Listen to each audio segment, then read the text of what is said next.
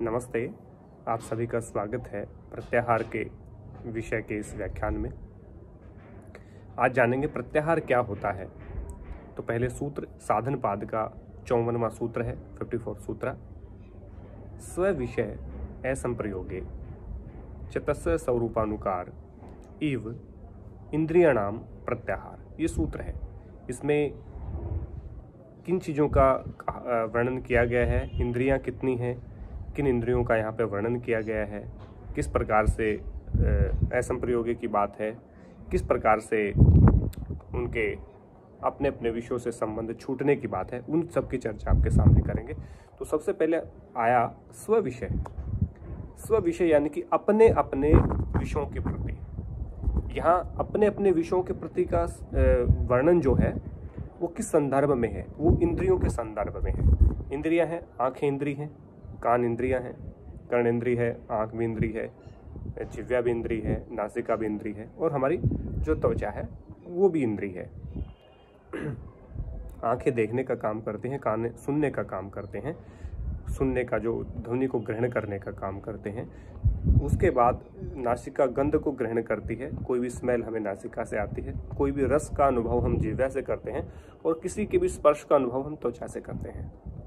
तो यहाँ कहा स्विषय, जो इंद्रियों के अपने अपने जो विषय हैं, सूंघना है, चखना है, स्पर्श करना है, देखना है, ये जो सारे विषय हैं, ये सारी इंद्रियां अपने अपने विषयों से असंप्रयोगे, इनसे अपने अपने विषयों से संबंध से छूट जाती हैं, अपने अपने विषयों को त्याग कर देती हैं, अपने अपने विषयों से दूर हो जाती हैं, या अपने अपने विषय से अलग हो जाती हैं।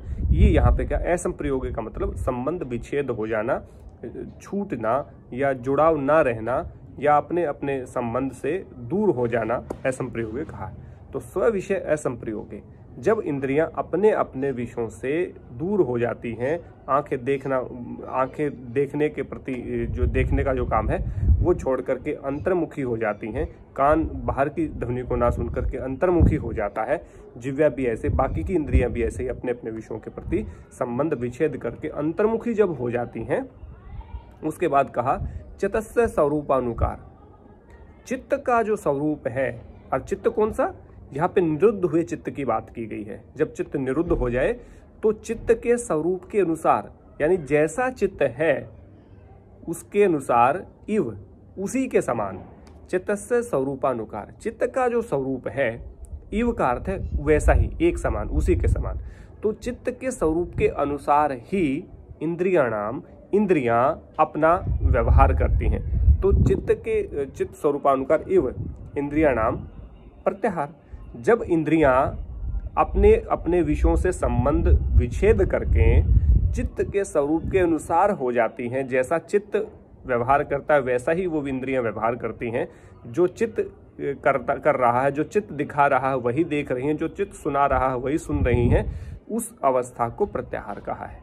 तो का स्विषय असंप्रयोगे, अपने अपने विषयों से दूर होने के बाद, जब इंद्रियां अपने अपने विषयों से दूर हो जाती हैं, उसके बाद स्विषय असंप्रयोगे, दूर होने के बाद चित्त से स्वरूपानुकार, चित्त के स्वरूप के अनुसार ही, इव यानी कि उसके समान ही, इंद्रियां अपना व्यवहार करती हैं, इंद्रियां अपना काम करती हैं, उसे प्रत्याहार कहा है। बहुत ही आसान है, बहुत ही इसमें आपको सारे इंद्रियों का भी पता चल गया कि हमारे 5 इंद्रियां हैं, जो ज्ञानेंद्रियों की विशेष रूप से बात हुई है, कर्मेंद्रियों की नहीं।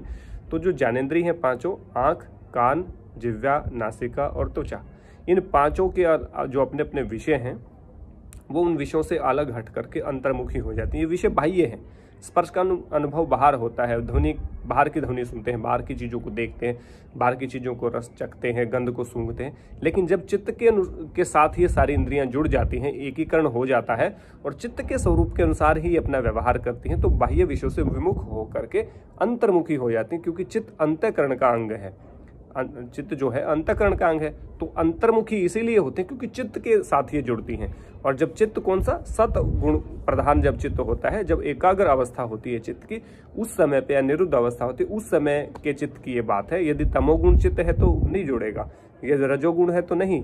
यहाँ पे सतगुण जब चित्त में होता है, यानी कि कम से कम एकाग्र अवस्था जब चित्त की होती है, तब ये सारी इंद्रियां उसके अनुसार व्यवहार करती हैं, तो वो प्रत्याहार कहलाता है। तो मोटे तौर पे कहे तो जब इंद्रियां अपने अपने विषयों से विमुख होकर के, अपने अपने विषयों को छोड़ करके, बाह्य विषयों को छोड़ करके अंतर्मुखी हो जाती हैं, अंदर जैसे नासिका है, गंध सूंघते, तो आप अंदर को अपने आप को सूंघ रहे हैं, अपने आप को देख रहे हैं, अपने आप को सुन रहे हैं, सेल्फ ऑब्जर्वेशन जब कर रहे हैं, अपने आप को स्पर्श का अनुभव कर रहे हैं, ये सारी चीजें जब होती हैं तो अंतर्मुखी हो जाता है, क्योंकि चित्त के साथ जुड़ा है, चित्त के स्वरूप के साथ, चित्त के जैसा वो है।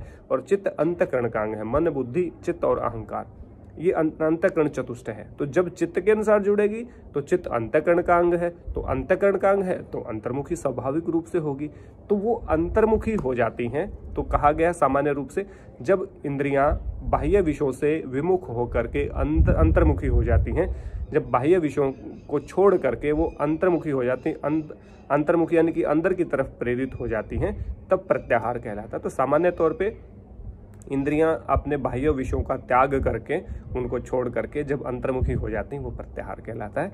तो इसको पूरे समझाने के लिए जो सूत्र है महर्षि पतंजलि का 54वां सूत्र 54, उसमें कहा स्व विषय असंप्रयोगी, जब इंद्रियां अपने अपने विषयों से असंप्रयोगी यानी कि विमुख हो जाती हैं, उनको छोड़ देती हैं, त्याग देती हैं, उनसे हट जाती हैं, उसके बाद चित्तस्य स्वरूपानुसार, चित्त के स्वरूप के अनुसार, इव यानी कि उसके जैसे ही, जैसा चित्त है वैसा ही वो अपना व्यवहार करती हैं, इंद्रियाणाम प्रत्याहार, ये सूत्र कहा है। तो आशा करता हूँ आपको समझ आया होगा। ये भी रिकॉर्डेड है और इसको ठीक आपको 9 बजे में अपलोड करने का प्रयास करूंगा। और आपके जो कमेंट है मुझे ज़रूर भेजिए, आपके अच्छे कमेंट आते हैं, मैं सबको कमेंट को पढ़ने की कोशिश करता हूं और कोई जिज्ञासा होती है उसको शांत करने का भी प्रयास करूंगा।